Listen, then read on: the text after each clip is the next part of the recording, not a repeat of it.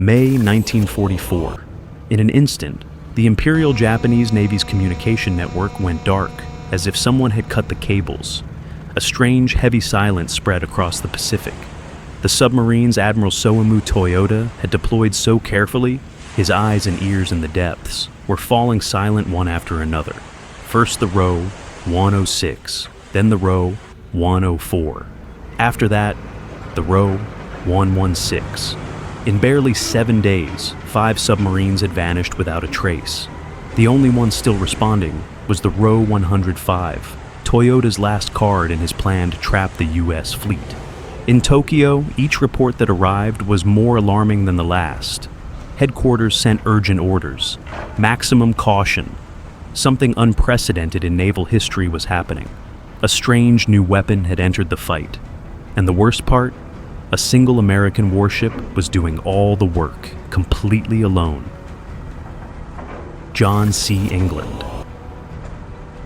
Months earlier, a young ensign named John C. England had completed his training at several U.S. ports. Eager to serve, he arrived in Hawaii, ready to begin his naval career. His first assignment was in the radio room of the USS Oklahoma, anchored at Battleship Row in Pearl Harbor. The date was December 7, 1941. The Oklahoma was a seasoned veteran. It had escorted Allied convoys in World War I and rescued refugees during the Spanish Civil War. But all that experience would be useless on that day. As dawn broke over Oahu, strange silhouettes appeared on the horizon. The drone of engines grew into a terrifying roar.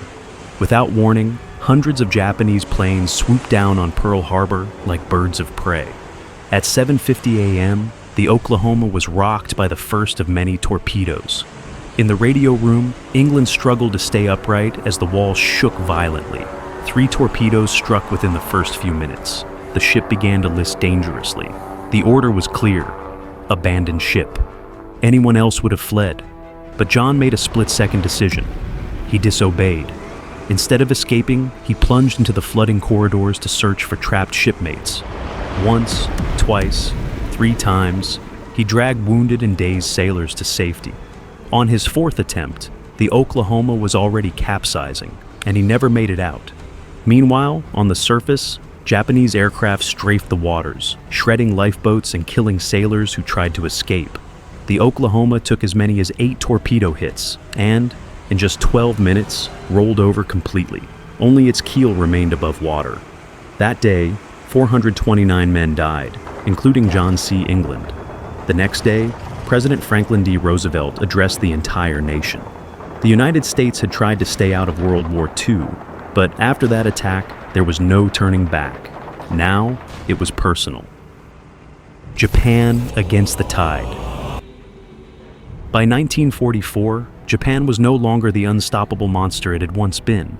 Its fleet was worn down and facing an enemy that not only matched its power, but had surpassed it completely. The United States was building carriers, aircraft, and training seasoned pilots at an unbeatable pace. And yet, Japan refused to surrender. Admiral Soemu Toyoda designed a desperate plan. Operation A-Go. His idea was to lure the U.S. Navy toward the Mariana Islands and then unleash the full might of the first mobile fleet, reinforced by hundreds of land-based and carrier-based aircraft, with the goal of annihilating the Americans before they could react. But the plan had a fatal weakness. Japan had lost its eyes and ears at sea. The Allies dominated the skies, and U.S. encrypted communications made Japanese eavesdropping useless. Toyoda, desperate, turned to his last resource, the submarines. He entrusted the mission to 7 Co-type subs. Their task was to cover a 200-mile stretch between New Guinea and the Caroline Islands, forming what was called the NA line. Their function? To serve as sentinels at sea. If any of them spotted the U.S. fleet, Toyoda would launch the ambush that, in his view, could change the course of the war. What he didn't know was that the United States already knew his moves. At Pearl Harbor, cryptanalysts from the Pacific Fleet's radio unit had intercepted key messages revealing the deployment of his submarines. The U.S. response was immediate. From Purvis Bay departed Escort Division 39, a hunter group composed of 3 Buckley-class destroyer escorts, the USS George, the USS Robbie, and the USS England, named in honor of the young ensign who had died aboard the Oklahoma at Pearl Harbor. The ultimate submarine hunter. In the middle of the Pacific War, the United States unleashed a beast, the Buckley class. Over 100 of these ships were built in record time between 1943 and 1944, originally intended to guard convoys, but soon earning a reputation as ruthless submarine killers. They were longer, faster, and tougher than the Evarts class. They carried cutting-edge technology of the time, state-of-the-art sonar and radar, triple 3-inch guns, and multiple anti-aircraft batteries manned by crews trained to fire with deadly precision. But what truly froze Japanese submariners' blood was a hidden weapon on deck, the Hedgehog. This British invention launched 24 explosive projectiles forward in a tight pattern. Unlike traditional depth charges, which exploded at preset depths even if they missed, Hedgehogs only detonated upon direct contact with a submarine. Before this weapon, anti-submarine attacks had a huge flaw. The attacking ship had to pass directly over its target, losing sonar contact in the final critical moments. With Hedgehogs, that problem vanished. They could fire forward without ever losing sight of their prey. And if one of those projectiles struck, it was over. Each carried 35 pounds of Torpex, an explosive 50% more powerful than TNT. A single hit could rip open a steel hull like paper and send any submarine straight to the bottom in seconds. For the Axis, it was a floating nightmare. The hunt begins. The group's first target wasn't a Roe-class submarine, but the I-16, a larger C-1 type with a war record. This monster had already played a role at Pearl Harbor, deploying a midget sub just before the air attack. By 1944, its mission had changed. It was carrying supplies to Japanese troops trapped in Buin, Papua New Guinea. But it never got the chance. Before completing its mission, the Allies were already on its trail. A patrol plane spotted it north of Bougainville and relayed its coordinates to Escort Division 39. The destroyers moved at once, forming a 4,000-yard line as they tracked its path.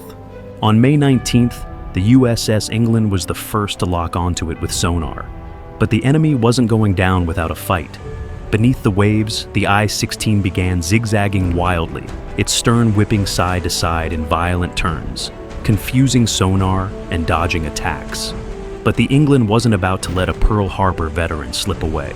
It charged at full speed, glued to its tail, waiting for the perfect shot. Each time the England lined up to fire, the I-16 pulled another sharp maneuver and vanished from the screens. It was a deadly cat-and-mouse game. Commander Walton B. Pendleton gave the order, "Fire!" Hedgehogs flew into the sea and missed. The England tried again. Another miss. A third salvo struck, but the I-16 clung on. The Japanese crew refused to die without a fight. At 2:30 p.m., sonar reacquired the target. Pendleton shouted, "Hedgehogs, fire now!" The projectiles shot out, and seconds later, the sea erupted so violently it lifted the England's stern out of the water, throwing sailors across the deck. For a moment, they thought they'd been torpedoed, but then the ocean began to spit up oil and debris, twisted metal, splintered planks, fragments of supplies that would never reach Buin. The I-16 had been obliterated. The England had scored its first kill, and the message was clear. As long as this destroyer was in the area, no Japanese submarine was safe. Attack under darkness. While the I-16 was being hunted down, another battle unfolded nearby. From the air, U.S. Navy bombers located and destroyed the Roe 117. But Admiral William F. Halsey, commander of the Third Fleet, refused to believe that Sub had been alone. Thanks to intercepted messages, it was confirmed that Toyoda had deployed more submarines throughout the region. Halsey ordered the destroyers to sweep the waters where the Roe 117 had gone down. The Roe 100 class, officially known as Co-type subs, were smaller than fleet submarines, but no less deadly. They were perfect for ambushes, fast, agile, and designed to vanish. On the surface, they could reach 14.2 knots, and underwater, about 8, enough to strike with their 21-inch torpedo tubes and slip away into the depths before their prey could react. The destroyer escorts USS England, USS George, and USS Raby pressed forward through the dark waters around Manus Island. Every mile was a gamble. They could be attacked at any moment by the swift, lethal Co-type subs. After sunset, the ocean became a bottomless void, impossible to see. Their only salvation was radar, an electronic set of eyes capable of detecting enemies hidden in the gloom. Yet still, Captain Pendleton and his crew pressed on, determined not to stop. The tension grew with every passing minute until, just before dawn on May 22nd, a shout echoed across the bridge of the USS George. Contact! At 3:50 a.m., radar picked up a faint surface signal. It was a Japanese submarine, far too close. Immediately, the England was ordered to cover the rear in an arc of protection, while the George and the Raby surged ahead to hunt. The George switched on its searchlight and sliced through the darkness of the sea. And then they saw it, the row, 106, one of Admiral Toyoda's NA line sentinels. They had caught it just as it tried to submerge. The George fired its first salvo of Hedgehog mortars, but luck wasn't on its side. The projectiles sank without detonating, and the submarine vanished into the waves. 10 minutes later, the England sonar reacquired the enemy. Commander Walton B. Pendleton didn't hesitate. He ordered another salvo. Again, nothing. The row 106 seemed like a ghost toying with them, reappearing as if trying to distract, or worse, preparing to launch its own torpedoes. But that maneuver sealed its fate. Pendleton lined up another shot, and this time, the aim was deadly. 3 explosions thundered in quick succession beneath the ocean. When the England approached the impact area, the first thing they saw was a massive oil slick spreading across the surface. The submarine was gone. To this day, the final moments of the row 106 remain a mystery. Some historians believe the England's attack damaged it so severely that the crew scuttled the sub themselves rather than face capture. Either way, the fact was undeniable. In just 3 days, the USS England had already sent 2 enemy submarines to the bottom. 3 out of 3. The day after the row 106 was destroyed, Escort Division 39 pressed on along Admiral Toyoda's NA line. But now, it seemed as if the ocean itself was siding with the enemy. Beneath a sky heavy with clouds and with visibility almost nil, the morning of May 23rd forced the destroyers to rely solely on their radar and on aerial patrols from their allies. It was one of those planes that first sighted the row 104, surfacing about 250 nautical miles north of Kavieng, New Ireland. Shortly after, at 6:10 a.m., the radar aboard the USS Raby confirmed the signal. The submarine was only 4 miles away. The entire division surged to full speed, engines roaring as they closed the trap.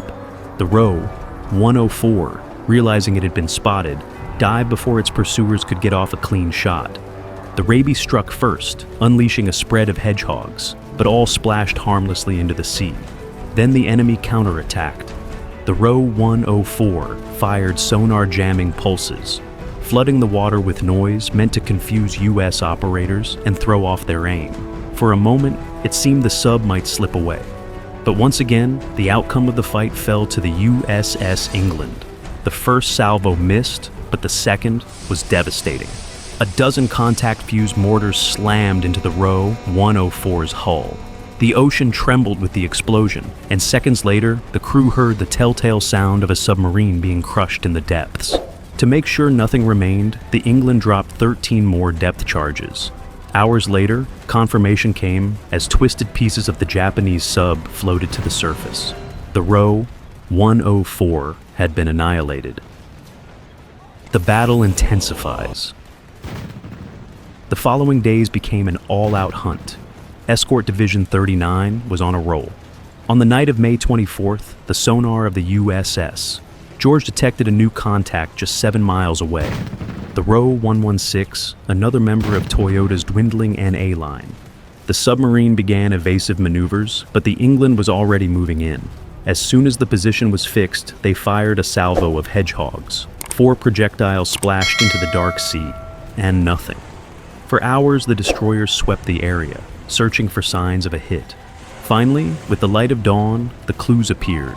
an oil slick spreading slowly and debris floating across the waves.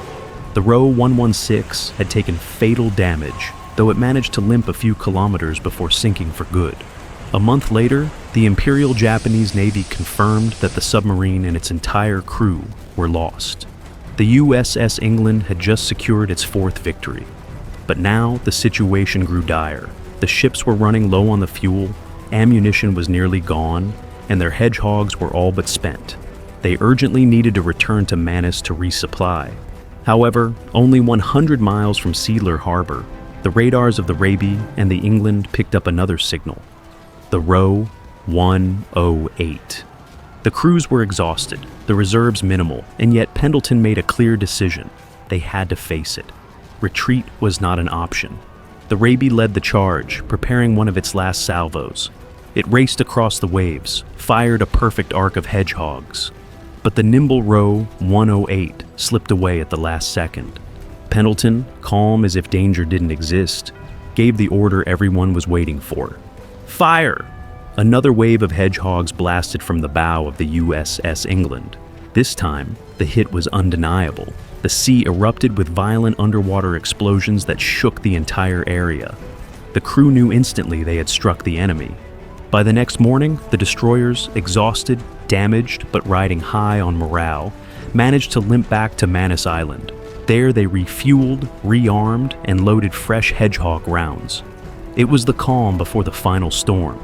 Toyoda's once proud NA line was on the verge of total collapse, and Escort Division 39 prepared to deliver the finishing blow. The 30-hour duel. As they prepared to continue, reinforcements arrived. A second hunter group, led by the escort carrier USS Hoggett Bay, flanked by the destroyers USS Hazelwood and USS McCord, along with the destroyer escort USS Spangler. The force was now even more formidable. The Japanese, aware of what was happening, began warning their submarines, "Avoid the American hunters at all costs." Most obeyed, diving deep and disappearing into the vast Pacific. But one did not. The Row 105. No one knows whether its crew never received the warning or simply chose to stay and fight. Either way, the decision amounted to gambling with the crew's lives. In the early hours of May 30th, the Hazelwood found it. Without hesitation, it dropped a pattern of depth charges, hoping to destroy it before it could escape. The attack failed. The Row 105 fought back with astonishing cunning. It released oil, dumped debris to fake its destruction, weaved in frantic zigzags, and every time sonar reacquired it, it slipped away again. The USS George and the Raby joined the chase. For hours they pounded the waters with hedgehogs and depth charges. 16 attacks in total, and none hit home. In one incredible moment, the Row 105 surfaced at exactly the right place and time, directly between the George and the Raby. The American destroyers froze, unable to fire without risking hitting each other. Time was running out, and worse yet, reports came in that Japanese aircraft were inbound. It was too risky to continue. The order was given to withdraw, but Pendleton wasn't satisfied. He protested. He still hadn't had his chance to fire. Over the radio, he asked Commander Hamilton Haynes of the USS George for one last opportunity before abandoning the chase. Nearly 30 hours after the first contact, the USS England finally lined up its run. Beneath the waves, the Row 105 tried desperately to evade, but its fate was sealed. The hedgehogs launched, and seconds later, the sea exploded. 2 detonations rocked the England's deck, throwing sailors against the rails. When the waters calmed, silence fell. They had done the impossible. The USS England had just sunk 6 Japanese submarines in only 12 days. Stunned, Commander Haynes grabbed the radio and sent a message to Pendleton. "Damn it! How do you do it?" Consequences. Escort Division 39 had shattered the backbone of Japan's defenses. Of the 7 submarines in the NA line, 5 had been completely destroyed. For 2 more weeks, they patrolled the Pacific searching for survivors, unaware the line was already broken. The only 2 subs left, the Row 109 and the Row 112, eventually received the order to retreat. Japan had finally admitted the obvious. Resistance was futile. Without its submarine screen, the Imperial Navy was blind. It could no longer track U.S. fleet movements or mount an effective response. Every attempt turned into disaster. Fuel was wasted, ships were sent to the wrong places, and entire bases were left undefended. Japan's grand plan, Operation A-Go, meant to deal a decisive blow against the Americans, collapsed like a house of cards. And in June 1944, the inevitable followed. The Battle of the Philippine Sea. Confident of surprising the enemy, Japan threw its rebuilt carrier force into battle without intelligence support. The result was catastrophic. They slammed into U.S. radar-directed defenses and swarms of seasoned pilots flying the new Grumman F-6F Hellcats. In just a few hours, more than 350 Japanese planes were shot down, most before they even reached the fleet. The once mighty naval air arm that had terrorized the Pacific and struck Pearl Harbor was pulverized, and aboard the ship that bore his name, the memory of Ensign John C. England was avenged at last. A bittersweet ending. The USS England passed into history. It received the Presidential Unit Citation and 10 battle stars for its legendary campaign. Its commander, Walton B. Pendleton, was awarded the Navy Cross, having achieved what no other destroyer escort had ever done: the destruction of 6 enemy submarines in less than 2 weeks. After its legendary streak of submarine hunting, an unexpected twist came. Commander Walton B. Pendleton was reassigned. He was given command of another escort division in Alaska for the remainder of the war. Thus, the USS England was placed under the responsibility of another officer, John Williamson. During the second half of 1944, the ship changed roles. It stopped being a predator of submarines and became a guardian of convoys. Its new mission was crucial: to protect naval traffic and ensure the construction of a chain of forward bases that would serve as springboards for the final assault against the last bastions of the Japanese Empire in the Pacific. The vessel spent several months without major engagements, until May 9, 1945, off the coast of Okinawa. That morning, 3 Japanese kamikaze planes descended like vultures from the sky, intent on crashing into the England. Williamson's crew reacted instantly. The anti-aircraft guns roared to life, and a storm of tracer fire shot upward to cut through the air. One of the planes was hit squarely and exploded in flames. The other 2 were intercepted by American fighters and shot down before they could reach their target. But the burning plane still had one final strike left. The pilot, gripping the controls with suicidal determination, steered his flaming aircraft directly into the starboard side of the USS England. The impact struck just below the bridge, where a bomb detonated on contact. The result was devastating. 37 sailors were killed and 25 wounded. Amid smoke, fire, and chaos, the crew fought with everything they had to save the ship, and they succeeded. The vessel did not sink. However, the structural damage was enormous. After temporary repairs, the England sailed back to the United States for a full restoration. The war ended before the work could even begin. With victory secured and military budgets shrinking, the decision was inevitable. The USS England would never sail again. On October 15, 1945, barely 2 years after its launch, it was decommissioned. The name, however, was not lost. In 1963, the Navy commissioned a new USS England, this time a modern Lee-class guided missile cruiser. This successor would serve in the Vietnam War, and, decades later, take part in Operation Desert Storm. Yet, despite all that, nothing would ever equal the feat of the original England. That campaign of May 1944 was forever etched into naval history. As historian W.H. Holmes summed it up, the most outstanding anti-submarine operation in history.